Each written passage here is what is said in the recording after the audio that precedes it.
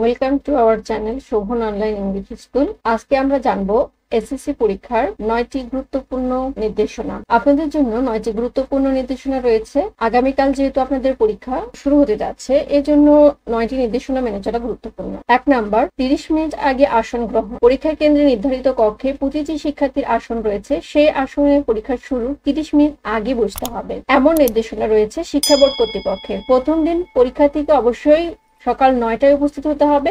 এরপর থেকে 30 মিনিট আগে প্রবেশ করে আসন গ্রহণ করতে হবে। রাস্তার যানজটের কথা মাথায় রেখে পরীক্ষার কেন্দ্রে যেতে হবে।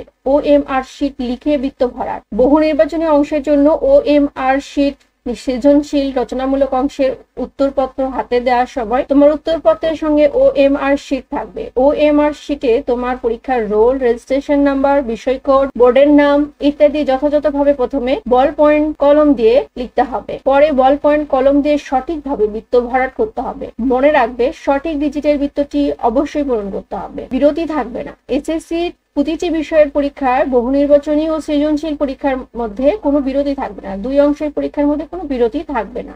উত্তরপত্র ভাঁজ করবে না। মনে রাখবে, কোনো অবস্থাতে তোমার এসএসসি পরীক্ষার খাতা উত্তরপত্র ভাঁজ করবে না। এর সঙ্গে থাকা OMR শীটটি ক্ষতিগ্রস্ত হতে পারে। ক্যালকুলেটরের ব্যবহার। পরীক্ষার সময় পরীক্ষার্থীদের শুধু সাধারণ সায়েন্টিফিক ক্যালকুলেটর ব্যবহারের অনুমতি রয়েছে। কোনোভাবেই সায়েন্টিফিক ক্যালকুলেটর ব্যবহার করা যাবে না। মুঠোফোন। কোনো পরীক্ষার্থী পরীক্ষা চলাকালে পরীক্ষা কেন্দ্রে মুঠোফোন সঙ্গে নিয়ে যেতে পারবে না, তাই বিষয়টি মেনে চলতে হবে।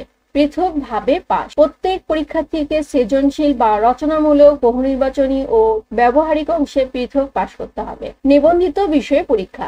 যে বিষয়ে আপনার রেজিস্ট্রেশন হয়েছে সেগুলো। পরীক্ষার্থী শুধু নিবন্ধন পত্রে যে বিষয় উল্লেখ আছে সেসব বিষয়ে পরীক্ষায় অংশগ্রহণ করতে পারবে। কোনো অবস্থাতেই ভিন্ন বা অন্য বিষয়ে অংশগ্রহণ করতে পারবে। সবচেয়ে গুরুত্বপূর্ণ এবং শেষ নির্দেশনা, উপস্থিতিপত্রে স্বাক্ষর। সৃজনশীল বা রচনামূলক বা নির্বাচনী ব্যবহারিক পরীক্ষায় হোক, পরীক্ষার্থীকে অবশ্যই মনে রাখতে হবে উপস্থিতির জন্য উপস্থিতিপত্রে তোমাকে স্বাক্ষর করতে হবে। এই পর্যন্তই। আপনাদের এসএসসি পরীক্ষা ভালো হোক এই শুভকামনা জানাচ্ছি। ধন্যবাদ।